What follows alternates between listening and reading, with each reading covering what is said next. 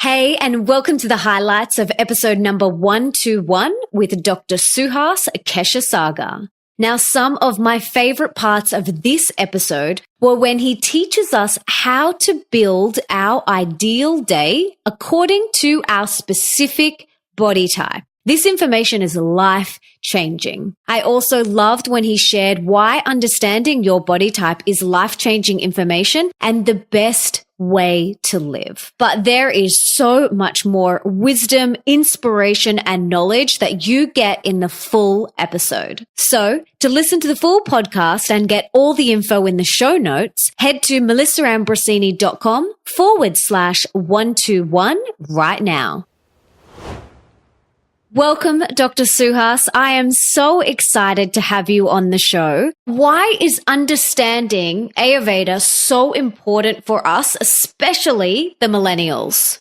The way I look at Ayurveda is literally science of life, and nobody teaches us how to live life. And it's very important to go back to that core message, which is the message of mindfulness, being aware. And Ayurveda can be simply translated as consciousness-based approach to health and well-being. And every book that I write, every lecture that I give, is carrying that little message of us to really understand that we are responsible for our own health and well-being. And the current epidemic of busyness, as we say, is making us more and more disconnected from who we are. And it's not allowing us to eat the right food at the right time, not to exercise at the right time, not getting enough sleep. And the advent of social media and the technological advances is making us more and more disconnected from our bodily physiological functions. So it might be a message for the millennials, but it is a message for everyone to really go back to this core understanding that who we are and how we live our life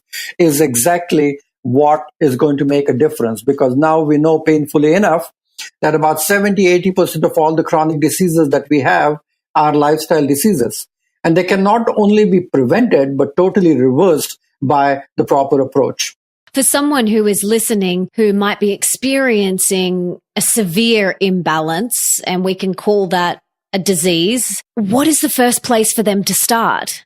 So going back and asking that, what am I eating? What time am I going to bed? Am I doing the right kind of exercise? Am I living my life properly? Am I managing my emotions properly? Am I cultivating proper biological relationship with my friends and families?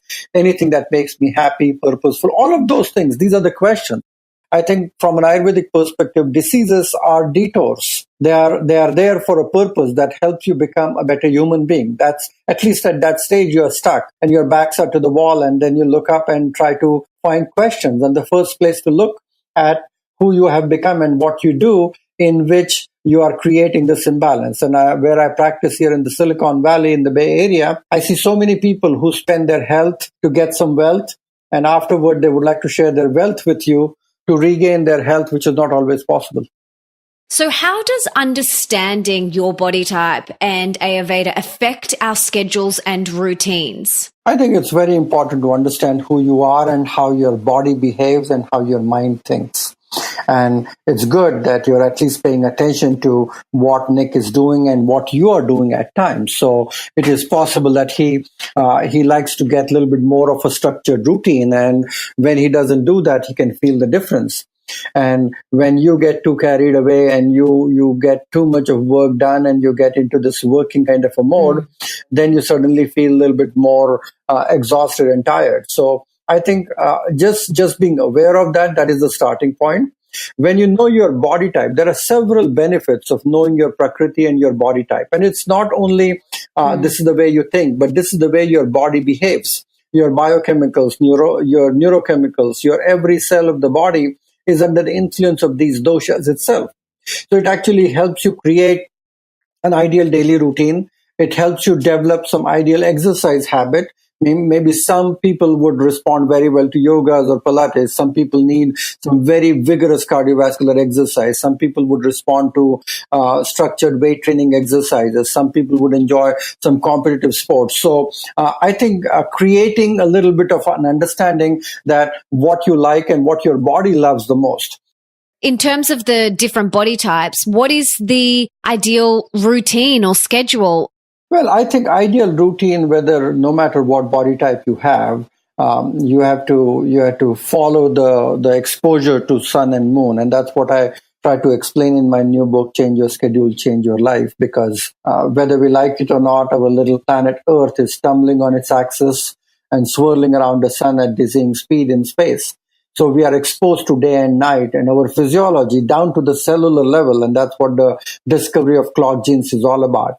So we are exposed to those changes no matter what. And so you have to start when the sun is phasing in, and you have to slowly prepare yourself to start your day. You should have a lighter breakfast because the sunlight is nice and tender around that time. You should have the main meal of the day when the sun is prominent in the middle of the day. And then you should have a lighter dinner when the sunlight is fading in the evening itself. So I think from a simplistic point of view, exercise, diet, and sleep, these are very important activities that every dosha should be careful. When we go back to understanding Vata, Vata is all about regular habits. So they tend to get a little bit more irregular and erratic in terms of their energy, their bowel movements, their digestive function. So the more they stay close to the balanced routine and regular habits, it's really good. The lack of sleep actually makes you dumb. Lack of sleep slowly shrinks your brain and makes you having less attention span, less concentration, less focus, less cognition, and you will slowly have an early onset of Alzheimer's and dementia because of lack of sleep. And there's a lot of research and science to prove that now. Another interesting thing that I want to bring it to your notice, which I mentioned in my new book, Change Your Schedule, Change Your Life, was something called a social jet lag.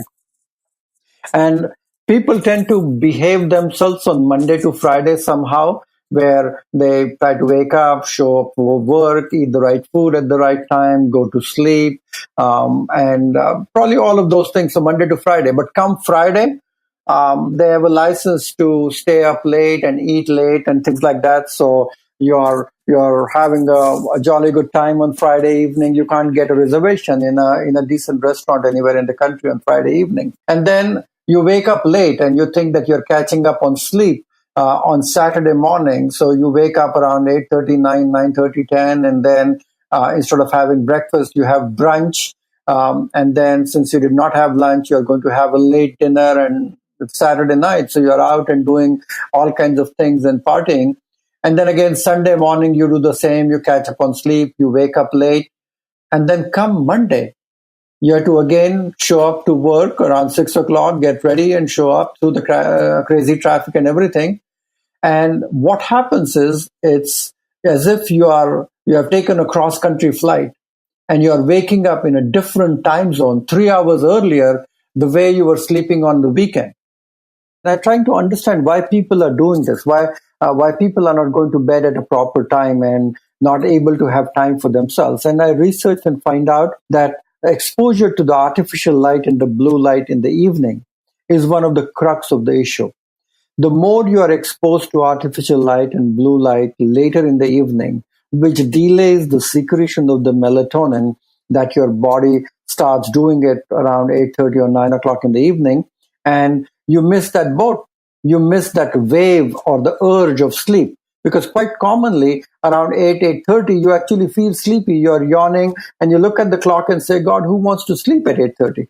And then you get busy with watching television, doing some things on your iPad or looking at your e-readers and cell phones. And then that blue light is mimicking as if it's still light out there, and it keeps on delaying the melatonin release.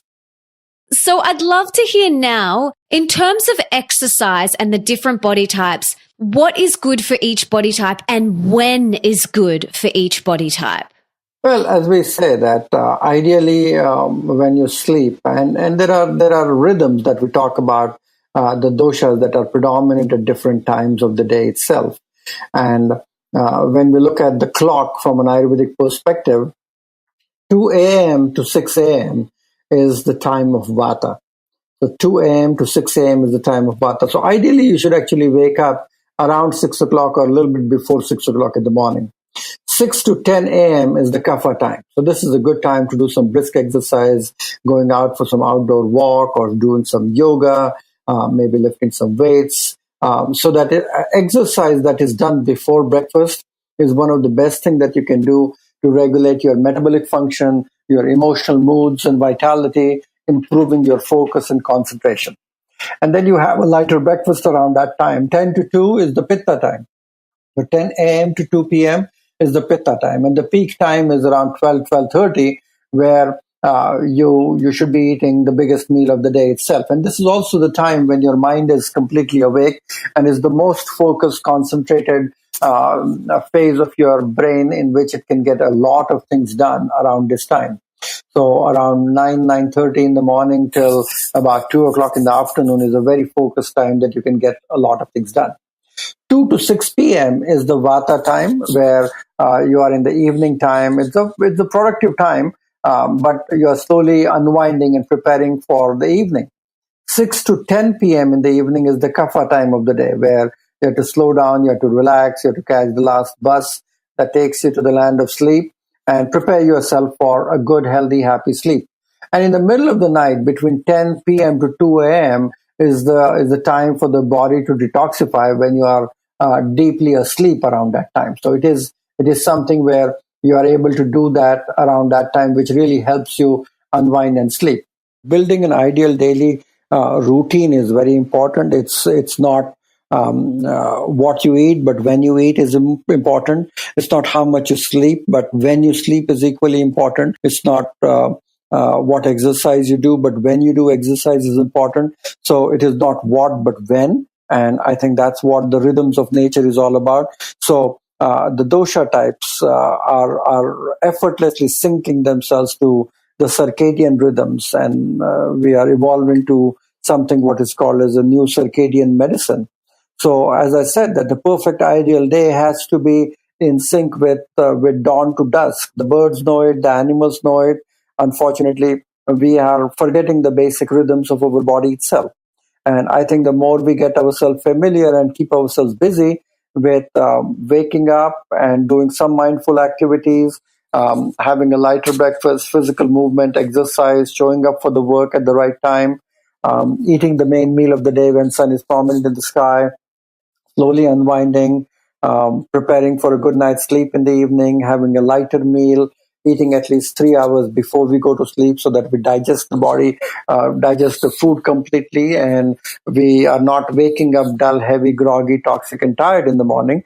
So we call it as chronobiology, which is pretty much hardwired and fairly inflexible form of biology. But it's our social and economic system that of modern humans that is provoking it constantly. So I think the book provides a perfect template to understand and synchronize your circadian rhythms of light and darkness, right down to the cellular level itself. And I've designed numerous quizzes in the book, understanding your chronotype, understanding your body type, maybe selecting certain things that you can do, which would be enormously helpful for you to actually implement these subtle changes. And I've received a lot of feedback from people who have read the book and made those subtle changes, and they see that they can't even imagine that how this little change has made such a profound difference in everything what they do and how they feel. So, what do you attribute your success to? As I measure it, is finding your dharma, finding your purpose in life that gives you spring and joy and energy to wake up every day and do something that you absolutely love. And as you're doing it, you're developing skill sets to do it better, and you feel absolutely content and happy at the end of the day that you have done your best and given the best to the people that you love, like, appreciate, and respect. And I think that's the purpose of human life.